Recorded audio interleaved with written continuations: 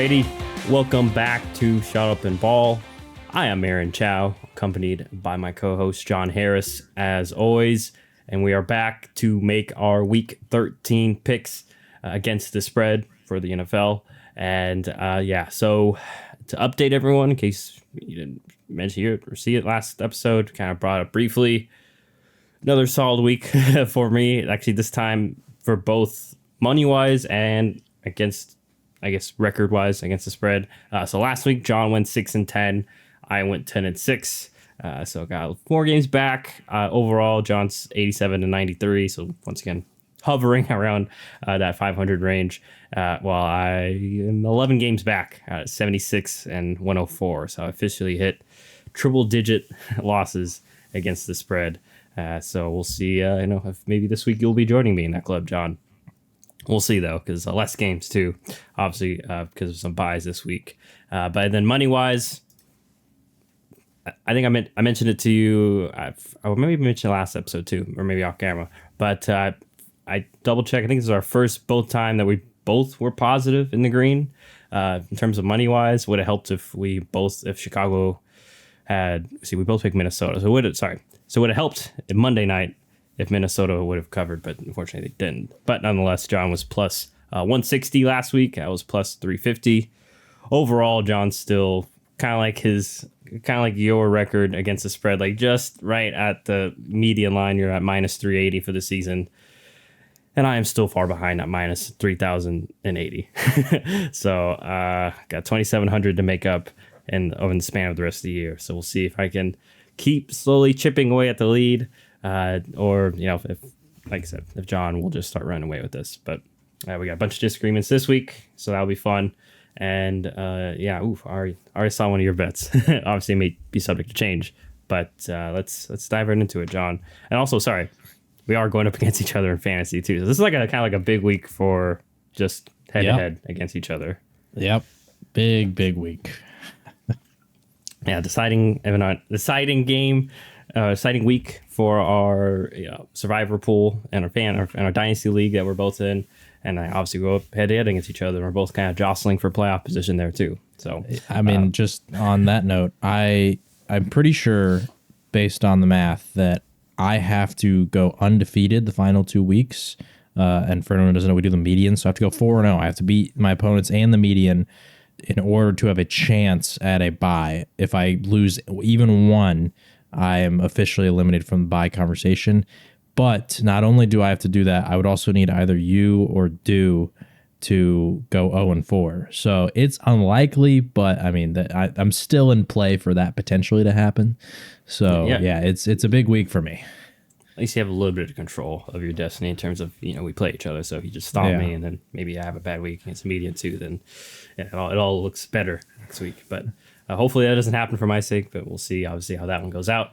Let's get to the picks and bets where, as I mentioned, once again, you do have a good comfy lead. So let's see if you can build upon that or if I can keep chipping away. And ironically enough, we're going to start off on Thursday night with your Dallas Cowboys. Not a short week for your Cowboys as they played on Thanksgiving. So technically had maybe a different week for them, but still have the same, 6 week break in between. But they are at home. They are favored by 8.5 points, hosting the Seattle Seahawks. Once again, Seahawks also played last Thursday, so they have same amount of break time. Although Seattle coming off that tough beatdown against the Niners, looking like no Kenneth Walker either for the Seahawks. So, John, how are you feeling about this one, and how much are you putting on? Whoever you're feeling. I feel confident. I think that obviously for both teams, this isn't really a short week like a normal Thursday night game because they had the short weeks last week due to Thanksgiving. So it's certainly a interesting situation because I don't know how often this happens where a team plays back-to-back Thursday nights, but it's happening. So yeah, and obviously this one's a little different compared to last week because last week, the Thanksgiving game is really big. But regardless, I feel confident in Dallas. This is going to be one of the bigger tests of the season so far because, as many people have pointed out about the Cowboys so far this year, they have not beaten a team with a winning record. And that is in large part due to the fact that I think the only two teams they've played on the year with winning records are the Eagles and Niners, which are obviously some very tough teams, arguably the two best teams in the entire NFL. And, they obviously got blown out by the Niners and narrowly lost to the Eagles. So that's just how it goes. But this is the first test since those two teams. At the same time, though, although Seattle does have a winning record, I feel like they're kind of in a weird spot where we're starting to see some holes in their game. The Niners had a really solid outing against them, were able to pretty much shut down anything they wanted to do offensively. Kenneth Walker is out, and technically he's not ruled out yet, but he's doubtful, most likely going to be out for this game. Geno Smith has not looked the greatest the last few weeks. He did get banged up in that game against the Rams, so his health is still a little bit iffy. Just a lot of things going on with Seattle right now, to where Dallas is rolling. They've been beating up on a lot of their opponents. They've really found their stride, and I think most notably, too, for them, last week Tony Pollard finally got going. So I think that Dallas continues to roll. I think they're going to be hungry and motivated to prove that they can compete against good teams. It's not just bad teams that they're beating up against. And, they finished the season with 5 straight opponents that have winning records, and this is the first one. So I think they're going to come out hungry. They're going to have a solid game, and I am picking the Cowboys to cover, and I'm putting 100 on it. All right, so first game and our first disagreement, because I am actually going with the Seahawks. I'm only going with them for 10. I do think Dallas will win here, so I'm kind of throwing the needle there. But I think Seattle will cover, keep this game close. We mentioned their tough stretch they are in, and standings wise, like it's kind of a gotta have it game for Seattle. But I still think they fall short. Offensive line has been an issue. I mentioned before, schematically, has been an issue for them in regards to being just simple on offense. So I don't think that'll lead to Dallas being able to just dial more blitzes and be all over their coverages and just give them a hard time, make some plays. Granted, I think Seattle should maybe be able to get the better end of Dallas and maybe on some of those, because sometimes when you gamble somewhere on ones that may happen against great players like DK Metcalf and Tyler Lockett. But yeah, no Kenneth Walker really hurts the run game to even try to keep the Dallas Cowboys balanced. So, and I'm kind of also banking on Seattle defense maybe causing a little bit of havoc for Dallas, making life tough on that offense and just keeping their offense kind of within striking distance, but their offense never capitalizing and coming back. So, threading the needle there is what I'm doing. I'm only putting 10, so a very timid needle thread by me. Let us move on to the Sunday games, starting obviously with the noon games. Let's go to an AFC South showdown between the Indianapolis Colts, who are technically in the playoff picture, literally are if the playoffs were to start today. But they are favored by 1.5 points going to the Tennessee Titans. So we'll see if they can carry that bit of momentum that they got last week in beating the Carolina Panthers. So John, who do you have here and for how much? I'm going with the Colts. I'm going to put 100 on them. Ultimately, the Titans just haven't been very good this year. The Colts are in the playoff hunt, so I think that they're going to be extra motivated to want to win this game. Also, I'm pretty sure the last time they played, for anyone wondering about the Jonathan Taylor injury and how it affects them against the Titans, Jonathan Taylor was not there the last time they played. Tennessee did win this game. Or no, hold on. This was last year that I'm looking at. I was going to say, I don't think they won. Indianapolis won this game 23-16, and Zach Moss had 165 rushing yards and 2 touchdowns. So they had success against this team. Josh Downs had 97 receiving yards. Michael Pittman pitched in.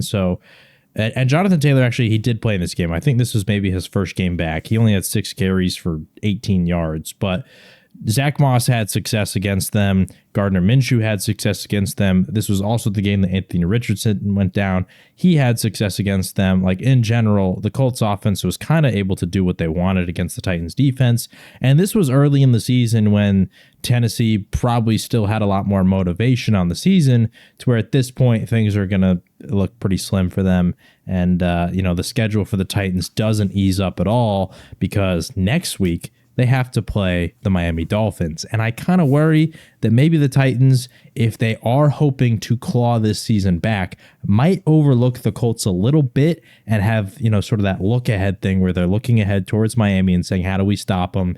Because that's the team that you're really going to have to scheme for, to where with the Colts, the matchup's a little closer. And for all these reasons, like I said, I'm taking the Colts. I'm putting 100 on them because I just ultimately, I think that they're just, quite frankly, the better team. Yeah, I too am going with the Colts. You mentioned, and I feel the same way. Just a better team. I think the offense has good, even though no Jonathan Taylor.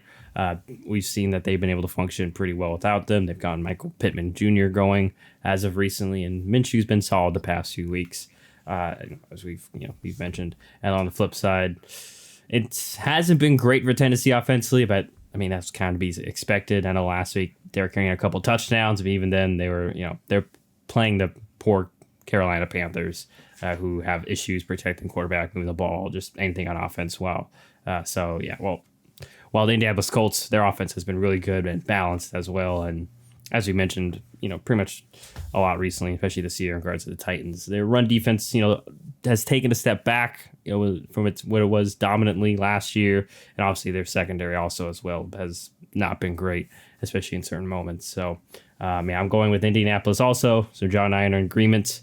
We're both going with the Colts. John going 100 on the Indianapolis Colts, and I am putting 150 on the Indianapolis Colts to cover that 1.5 point spread. So first agreement there.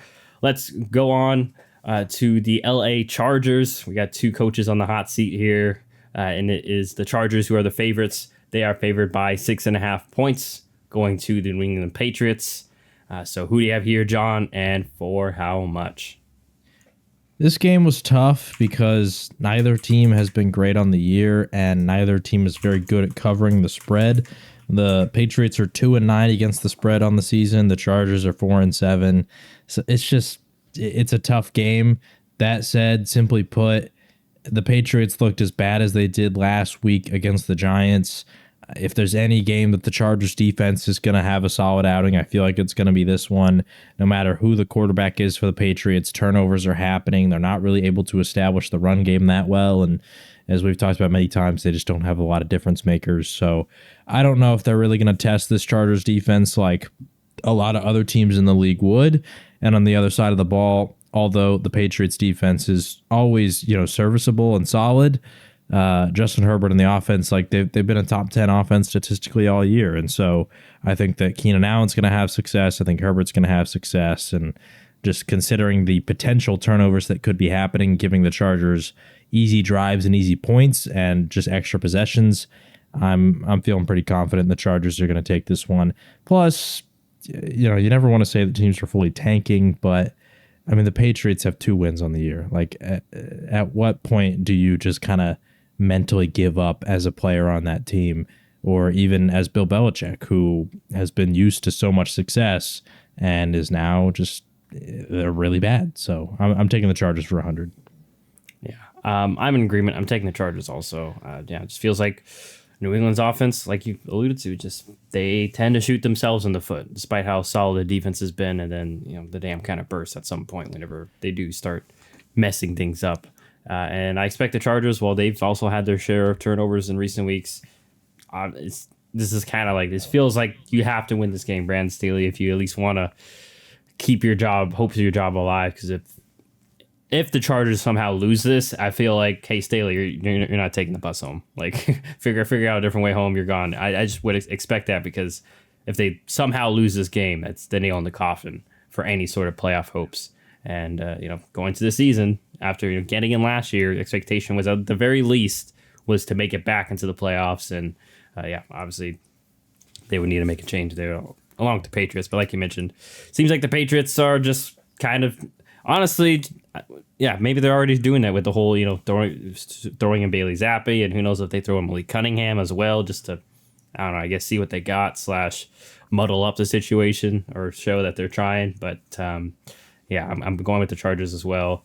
I'm putting 150 on this one, just because, yeah, I'm a little bit more confident in the fact that I just don't trust New England.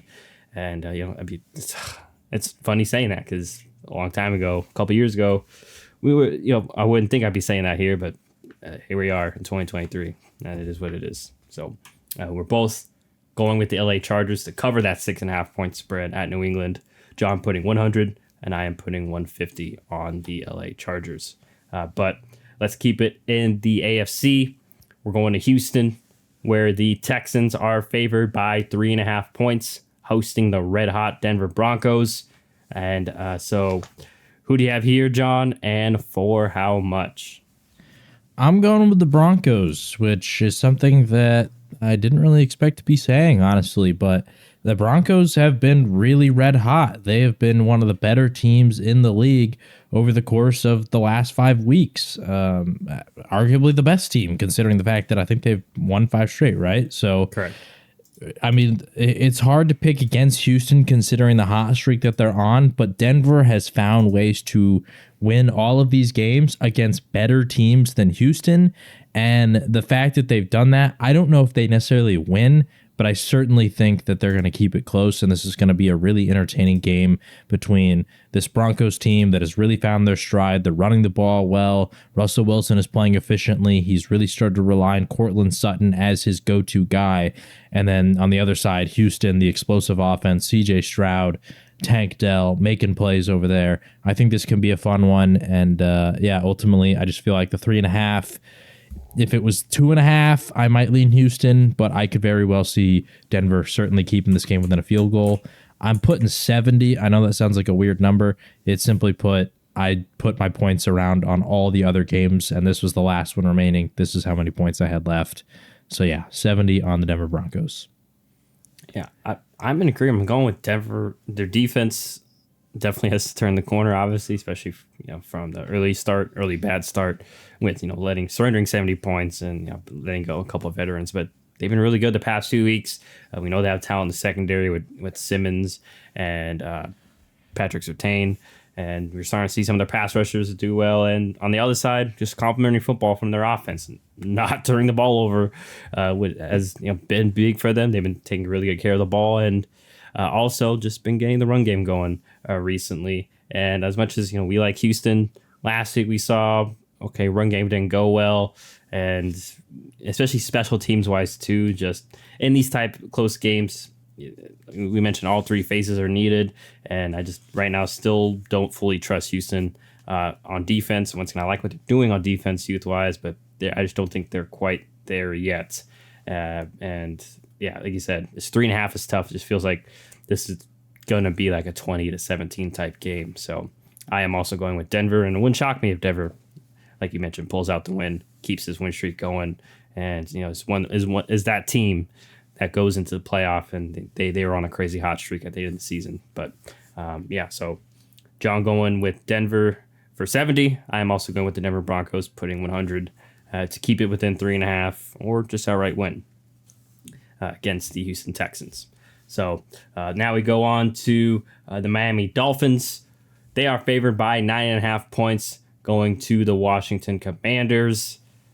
I feel like we're both probably leaning towards Miami winning. Question is, do we think that they will cover? And if so, how much are you putting on the Dolphins? I am going to go big here. I think this is my biggest bet of the entire season. I'm putting 500 on the Miami Dolphins. I haven't really taken any of these massive risks. I think most of the time I'm putting a couple games on 300. But quite frankly, I feel like Miami has really found their stride defensively right now. Since Jalen Ramsey has come back, the duo of him and Xavier Howard has been playing fantastically. It does suck that Jalen Phillips is going to miss time, but I still feel confident that this team and this defensive unit can show out with Bradley Chubb and some of those guys they got on the defensive line. So Yeah, I feel like they're going to be able to give that offensive line some problems. The corner is going to be able to give Sam Howell some problems, and that's really been the lifeblood of the Washington offense is Sam Howell in the passing attack. And I think if they can take that away, which I expect them to, this one could get ugly fast because as we've seen, when Washington plays a premier receiver, that guy just goes crazy. So Tyreek Hill, I mean, everyone's kind of talking. Well, not really. I mean, they were early in the season, but I feel like it's going to start ramping up potentially after this game. The potential of Tyreek Hill breaking Calvin Johnson's record, hitting possibly 2,000 yards. I think he needs to average about 105 yards the rest of the way. This could be a game where he hits like 200 yards. I'm not even joking because we've seen A.J. Brown, CeeDee Lamb, all these different receivers dominate Washington. And I feel like that's going to be the same here with Tyreek Hill and Jalen Waddle too. We can't forget about him. He's dynamic as well. So I think Miami wins pretty big here. I'm going 500 on the Dolphins. Yeah, I don't have much else to add on that. Yeah, Washington's pretty poor right now, like you mentioned on defense. Letting go Jack Del Rio. I don't foresee a crazy turnaround on that end of the ball, especially against a talented and diverse offense like Miami. So yeah, I'm not going to evaluate much further. I'm also going with the Dolphins. Not as confident just because it's winter. Who knows? We still have those concerns with the poor weather conditions for a fast team like Miami may slow them down a little bit. So that's the only reason why I'm, I guess, quote unquote, going less. It's still, I'm putting 265. So it is my biggest bet of the week. Not nearly as big as yours. So it's just a little bit of a shame because obviously I'm trying to make a comeback. But I think if that goes to show, we're both on the same mindset that Miami should take care of business and beat the spread here against the Washington Commanders. And yeah, so once again, we are both in agreement, taking the Dolphins to cover that 9.5 point spread over the Commanders. John putting 500. I am putting 265 on the Dolphins. Once again, my 265 is just because that's what I had left. So both of us betting big on the Dolphins there. Let's move on over to Atlanta. We're not going there, but the Falcons are the favorites in this next one. They are favored by 2.5 points going to the New York Jets and Tim Boyle in start number 2 here. So who do you have here, John, and for how much? I'm only putting 10, and I'm putting it on the Jets. In large part, it's because I don't like the whole Tim Boyle stuff going on, but they're at home. It's 2.5. The Falcons' pass attack leaves a lot to be desired typically. And against some solid defenses, they've struggled. Desmond Ridder can be mistake prone, and that can lead to other teams kind of staying in games that they really shouldn't be in. And I feel like that's going to be the case here. I feel like the Jets are also going to be pretty embarrassed about the way that the Dolphins kind of manhandled them last week on that side of the ball. And the Jets are going to want to have a bit of a revenge game. And unfortunately, the Falcons are next up. So yeah, this is in large part just because I think that Ritter's going to have some turnovers, but I could still see the Falcons winning. But ultimately, I don't know. I just really don't feel like the Falcons are actually that much better compared to the Jets, where the line would suggest on a neutral field they're 5.5, 6 points better than this Jets team. I just don't feel like the gap's actually that big. So yeah, I'm taking the Jets, but I'm only putting 10 because I don't know, the Tim Boyle factor kind of scares me. Yeah, well, it scares the heck out of me, which is why I'm going the opposite way. I'm going with the Falcons for 100. It is scary. Desmond, both of the quarterback situations are scary, but it just feels like this is kind of it for Desmond Ridder. Like, hey, you got to just take care of the ball in this one. I feel like that's going to be the message. Just Desmond, take care of the ball. We don't need to give that poor offense on the other side, easy drives and opportunities and early confidence. And I think we saw last week willing to now lean more into Bijan. Hopefully, once again, that they continue to do so. And we saw a good sprinkling in of Drake London, and hopefully you can get some Kyle Pitts in there too. Arthur Smith, which once again we've been saying that all year, so it's tough. But I just feel like against the Jets, they'll have the opportunities to do that. And on the flip side, I just don't trust the Jets offense. And once again, that's more indicative of Tim Boyle and their poor offensive line, just poor recipe. And I feel like there's going to probably be another pick six or close to, a pick six where it gets to the Falcons in close scoring range, maybe at a crucial moment. So, I'm going with the Falcons for 100 to cover the spread of 2.5 points over the Jets, while John is picking the Jets, but only putting 10, the minimum 10 on them. So that's our second disagreement, much like our first, just kind of flipped money wise. So we'll see if Tim Boyle and the Jets can prevail and bounce back from that poor Black Friday game showing.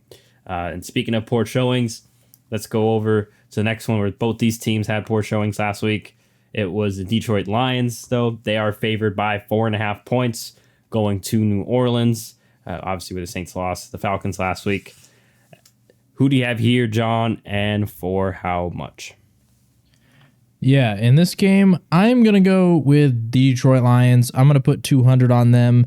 I have picked the Saints a lot this year, and honestly, they've kind of been a little bit disappointing to me. They have not showed up many of the times that I picked them, and I didn't realize actually how bad it truly was until I looked up some of the teams' records against the spread on the season. The Saints are 2-8-1 against the spread. Obviously, with our spreads, we don't have the possibility of the tie because we maneuver around a little bit. But like the official record against the spread, they are 2-8-1 on the season. The only two teams worse than them against the spread this year are the Panthers and the Patriots. That's pretty pitiful. So I think I'm just done with New Orleans. I didn't, like I said, I'd never really thought about this until they burned me once again last week against the Falcons. I put 100 on them. I don't know how many times I've picked the Saints this year, and I've just flat up been wrong. But it's been many times on the year. So I'm done with the Saints. And of course, this will probably be the week that they prove me wrong and they actually do it. But I'm taking Detroit. I mean, a similar situation to the Jets where last week they kind of got embarrassed in prime time on Thanksgiving against the Packers. I think they're going to come out hungry. The Saints offense, I don't know what's going to be going on there with Olave and Rashid Shaheed and a lot of the weapons and the health. So it's going to be Kamara, which I think can make them somewhat predictable. And I don't feel like throwing to Kamara the whole game and running with him is necessarily going to be enough to keep up with the Lions offense and what they're going to want to do. And yeah, I just feel like this is a good matchup for Detroit because New Orleans, I just don't feel like they have the capability of taking advantage of the one weakness the Lions really have, which is their secondary. So I'm taking the Lions for 200. I'm in agreement. I'm taking Detroit as well. Not for 200, but just 100. Yeah, like New Orleans offense, even with those weapons that you mentioned that are typically available in Olave and Shaheed, is still kind of underwhelmed. And now you possibly take them out / they're hampered. Yeah, it just leads to more concern. And although I mentioned last episode that I had some concerns about Detroit's defense that have showed up a couple times, especially in the Green Bay game. I just don't think that New Orleans is aggressive enough, and like you mentioned, just doesn't have the personnel right now to maybe take advantage of that. Those weaknesses in the secondary, and on the flip side, New Orleans defense has been okay, not great. I feel like they've been really turnover dependent there, and I would assume Jared Goff, and he's in a dome, so it helps, is going to be more cognizant of taking care of the ball, especially fumble-wise. And I'm sure that they'll have some ways to help him out, probably just leaning on the run the rock and play action and such. So, I'm going with the Lions as well for 100. John going with them for 200 to cover that 4.5 point spread against New Orleans, at New Orleans. And if I remember correctly, that's where Dan Campbell came from. So it'll be interesting. Yep. Maybe a little dynamic. Hey, maybe Dennis Allen might know some things or not, or it might be flip. It might be vice versa. That's why I don't try to look into that too much, because that could be an advantage or not at all for either side. So just a familiarity there. But let us move on over to what I'm going to predict is going to be a non-interesting game of the week. Don't think this one will be popping up much on the red zone, but hey, maybe I'll be wrong. It is the Pittsburgh Steelers at home with that great offensive performance that they had last week, yardage-wise. They only scored 16 points off it. They are favored by 5.5 points, hosting the Arizona Cardinals. Who do you have here, John, and for how much? Well, I'll be honest, I don't really love either team in this scenario, but I just feel like 5.5 for Pittsburgh feels a little big, considering that I just don't feel like they can score a lot. So I'm taking Arizona. I don't feel super confident in it. I'm only putting 10 on them, but at the same time, just like outside of like the little bets that we do, like just straight up on the game, I just don't feel confident enough in Pittsburgh with that big of a spread, despite the fact that they're at home and all these kind of things. Like you said, last week they had a ton of yards and they just couldn't get a lot of points. And I don't know. I'm taking Arizona for only 10. I don't really have a read on either of these teams, to be honest. So I'll probably get it wrong, but oh well. Yeah, it's only 10, and I'm only putting 100. I'm putting 100 on the Steelers. Just feel like at least there's some trends that I like with them. They've been offensive line's been a little bit better, especially in regards to running the ball. I feel like they found kind of an identity there. And Arizona defense the past few weeks, we're starting to see the leaks and the lack of talent. As you know, Kyron Williams ran crazy on them last week, and I wouldn't be shocked if it's a Jalen Warren, Najee Harris type game where they combine for like 200 plus yards rushing and both have like 2 touchdowns. And on the flip side, Arizona offense, Kyler's been good, not great, but once again, it's like literally this is going to be his 3rd game of the season, and once again, no preseason and such too, really. So I think as I always say, it's always tough to go up against Pittsburgh, especially at Pittsburgh. Who knows what the weather's going to be like? So that may slow down a guy like Kyler if he's playing on a wet surface. I almost said Heinz Field. I don't even know what the field is called. I don't know what their sponsor is anymore. But nonetheless, I think Pittsburgh on a mission and starting to believe in themselves, as they're firmly in the playoff mix. I wouldn't be shocked if Tomlin's sitting there pushing them, inspiring them to try to go for that division title and not just settle for above 500. So I'm going 100 on the Steelers. John going 10 on the Cardinals to cover and hey, maybe pull off the upset. So there's our 3rd difference. All of them have been similar so far. One of us putting a bet on 10 and the other putting a bet of 100. So that'll be interesting. That's interesting, the fact that those are our first 3 disagreements are going money-wise. Let's go on over to the NFC South for this next one, as it is the Tampa Bay Buccaneers at Tampa Bay. They are favored by 5.5 points, hosting the Carolina Panthers. I'll look this up in a second because I unfortunately don't even know their interim head coach. Have they named one? I'm assuming they have. Excuse my typing. But anyways, Chris Tabor. Chris Tabor. I honestly haven't heard of him before. So I don't know what he is. Hold on, I'll find it while you're talking. But anyway, in regards to this one, like I said, Tampa Bay at home, they are favored by 5.5. Lost a couple, obviously, in hosting the Panthers, who obviously have lost literally every game except for that one game against Houston that they had to eke out. Anyhow, any update on Tabor, if you want to provide his credentials? The special teams coordinator. Okay, he is 52 years old. That's all I got. It'll be interesting this one because they did let go of their offensive coordinator too, along with Reich. So they say they're wanting to get more out of Bryce Young. We'll see. At least the immediate impact. Who knows the long term of letting those people go. So who do you have here, John, and for how much? I'm going Tampa Bay. I'm putting 200 on them. I was actually shocked to learn this. Tampa is 7-4 on the year against the spread. One of the best teams in the entire NFL against the spread. They do their thing. So, and they've been competitive in a lot of games. Carolina has not. It's just plain and simple. Carolina's bad. Tampa Bay, I think, is better. And with the knowledge that Carolina is the worst team against the spread, they have literally only covered once, and Tampa's covered 7 times. I feel pretty confident going with Tampa just off of that alone. So putting 200 on the Bucs. Yeah, I agree. There's just a lot more to like about Tampa, and especially they still have a very good front 7. And our biggest issue with the Panthers is their O-line has not been great, and it's not like they have skill position guys that can maybe make a play or two on their own. So, yeah, I'm not going to elaborate any longer for what we kind of already know. And, hey, if Carolina surprises us with the interim head coach boost and wins, so be it. But, yeah, I'm going Tampa as well. I'm putting 200 along with you. So we're both in agreement, not just pick-wise, but money-wise. 200 on the Bucs to cover that 5.5-point spread over the Panthers. But now let's move on to what should be the game of the weekend, NFC Championship rematch. These are what many would consider the top 2, or at least the top class of the NFC. And it is the San Francisco 49ers, favored by 2.5 points, going to Philadelphia, obviously to play the Eagles. So who do you have here, John, and for how much? Well, honestly, just out of principle, we were talking about this before we started recording. I'm taking the Eagles. I'm only putting 10 because I really don't know either way who the actual better team is. I think matchup-wise, they're very similar teams, similar weaknesses, great in the trenches on both sides. So I don't know who's going to be better.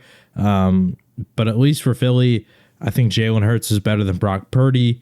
I like A.J. Brown and Devonta Smith a little bit more than Debo and Ayuk, so they have that edge for me. But regardless, I think that both teams are solid. I also like Philly's defensive line a little bit more, but overall, I think both teams are very evenly matched. But like I said, the main reason I'm picking them is because they're at home and they're 10-1.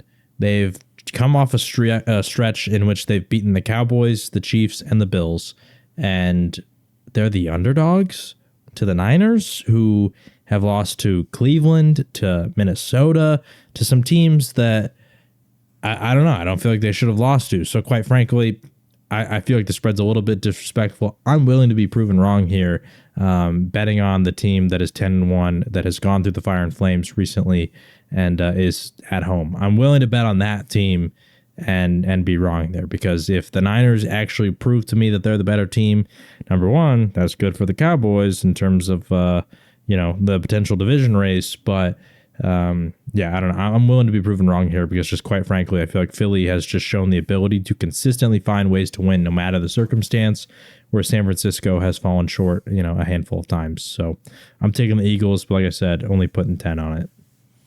Yeah, this is the game of the week, and this is a tough one to go with. So I'm going with the Niners, but I'm only going 25 on them.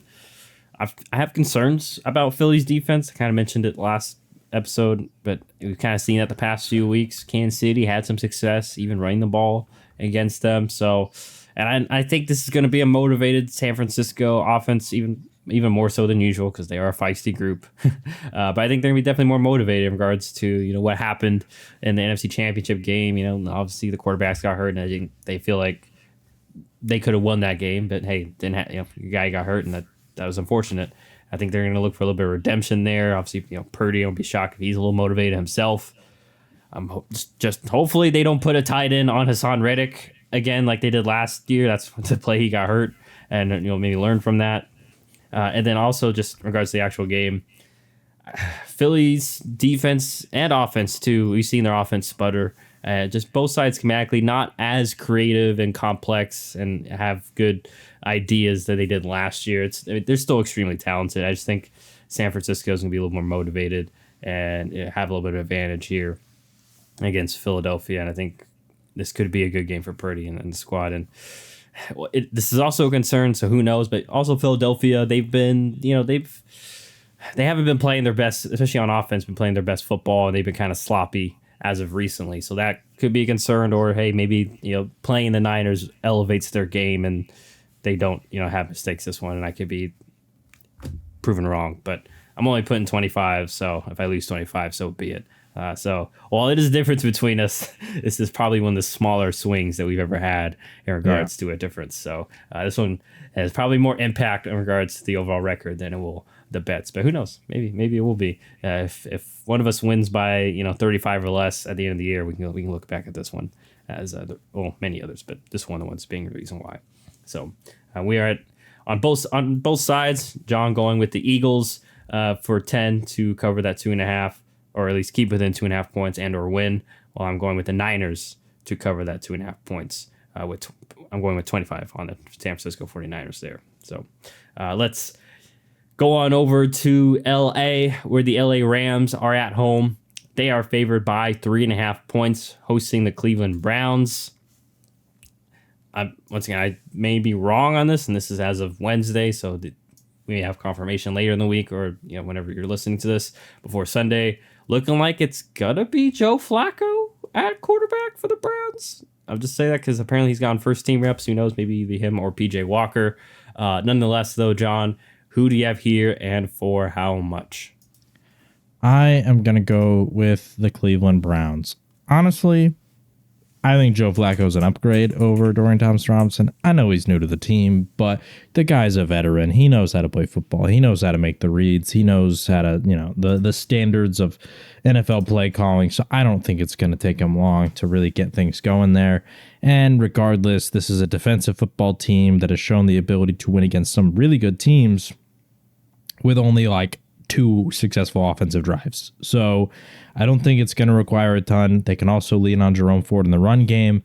We've seen the Rams have had some games where, they weren't able to really stop the run.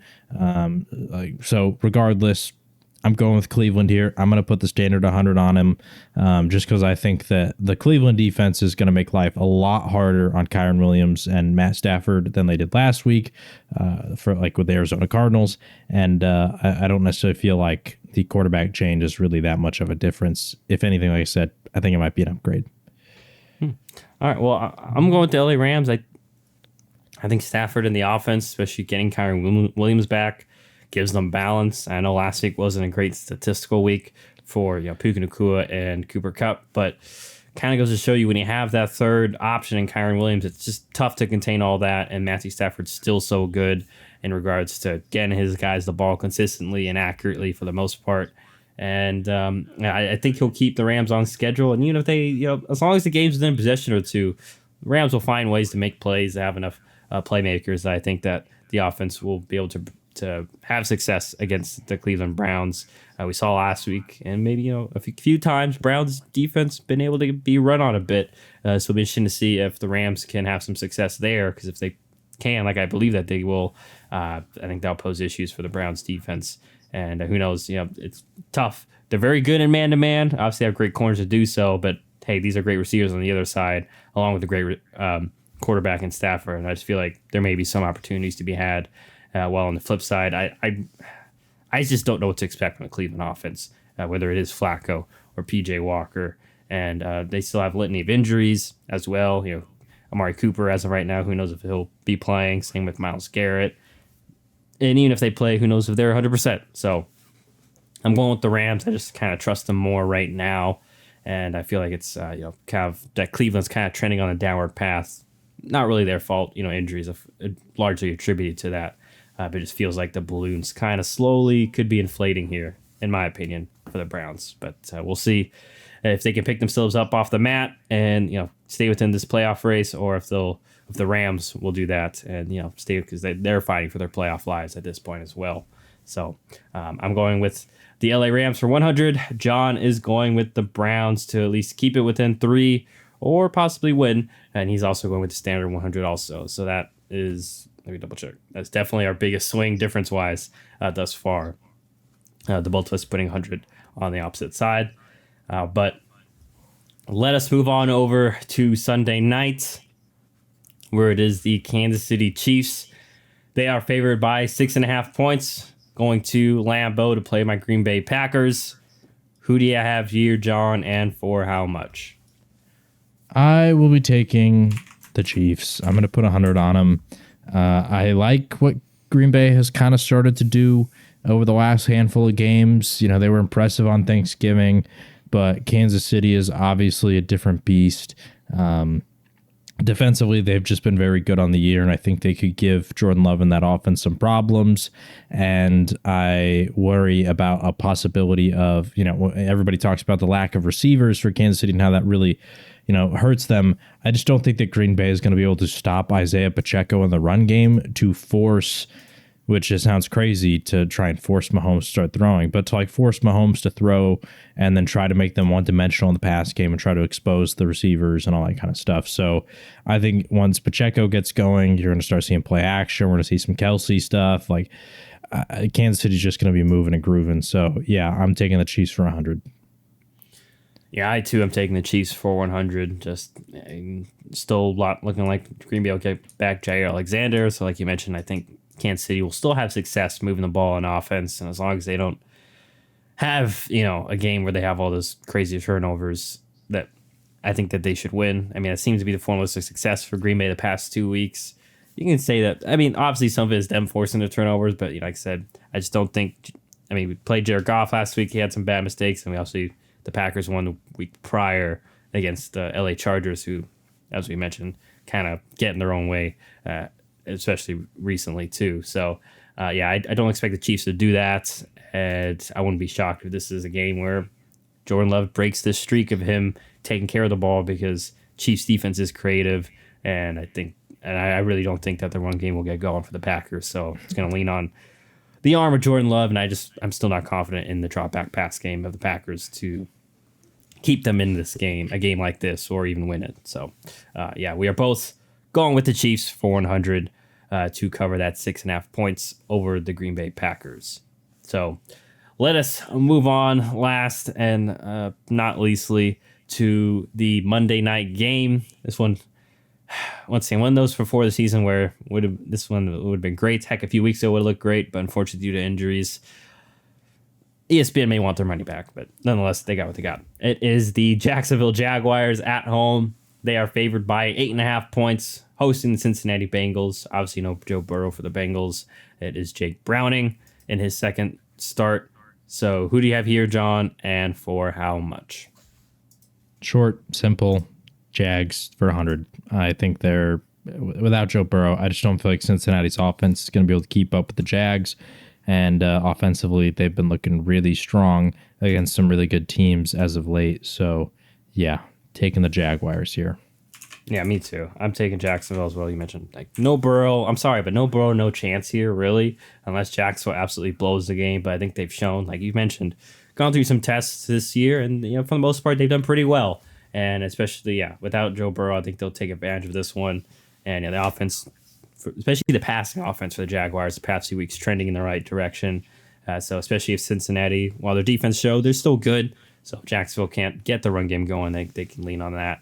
And then, on the flip side, sorry, Jake Browning, but like we said last week, it's just the offense is not at the same level under Jake Browning as it is with Joe Burrow. The offense is built upon Burrow and his strengths, so it's tough to go down from that to Jake Browning.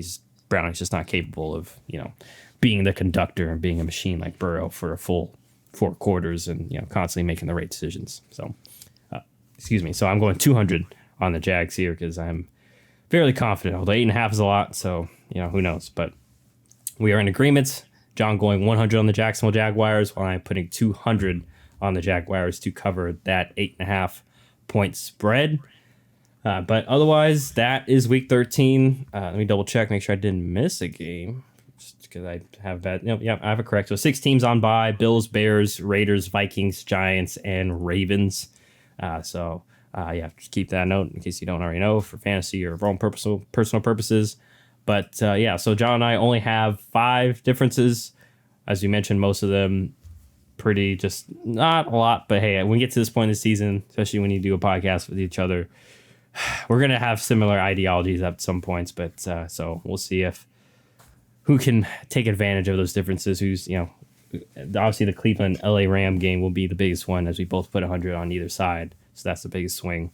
But anything else you wanted to mention or throw in before we call it, John? That's gonna be it. The only one last thing I want to say is I really wish they would bring back the whole flexing of primetime games, man, because it's absolutely criminal that Philadelphia San Francisco is not a primetime game. Like this is see Kansas City and Green Bay.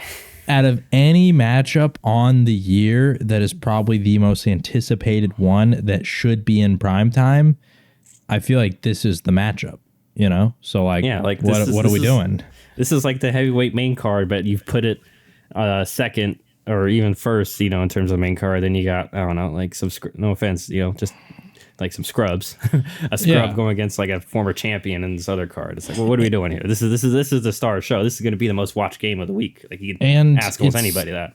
NFC Championship rematch. Obviously, last time they played, like Purdy was injured and they had like no QBs, and it was like a lot of weird circumstances around that game that led to Philadelphia getting the win pretty easily. And so San Francisco might want to come back and like show like, hey, like we are way better than what we last showed you guys. Like we're a great team. There's just so much in this game that like It means a lot for, I mean, talk about like the Cowboys are the biggest fan base in the NFL. This game means a lot to them too, because if the Philadelphia Eagles lose here, then that's big for them in the divisional race. So a lot of Cowboys fans are going to be tuning in as well because they played on Thursday already.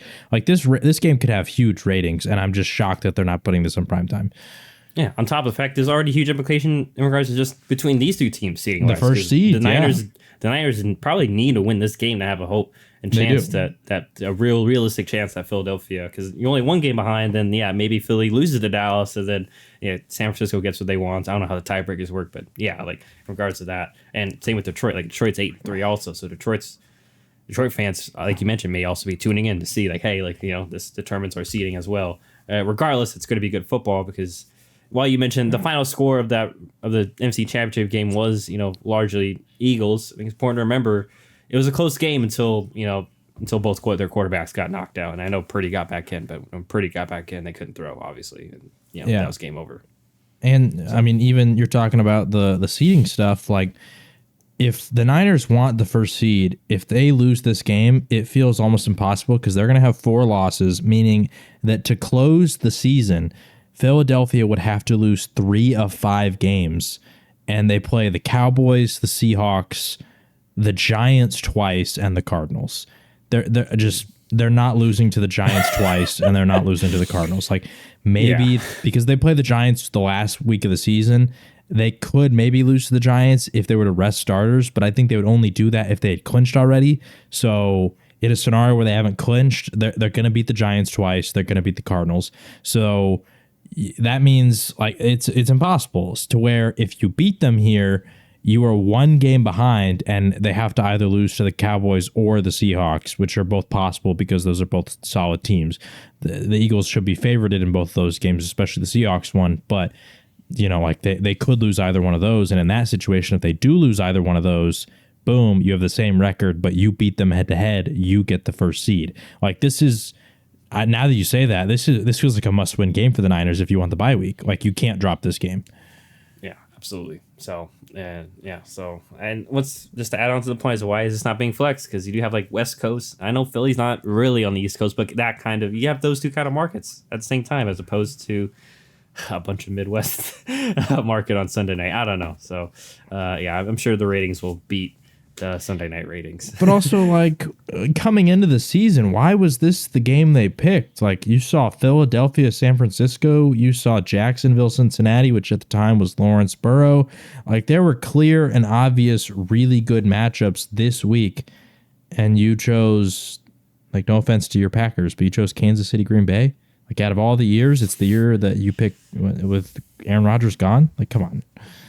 So, I don't know, man. But anyhow, we'll see how those games go, and who knows, maybe they know more than we do, although, it's really weird that they haven't exercised the flex option that much, especially, like you mentioned, for some of these poor matchups and / the greater matchups that, should be flexed into those spots. But we're not in charge, unfortunately. If you do want to hire us to make those decisions in NFL, please feel free to reach out.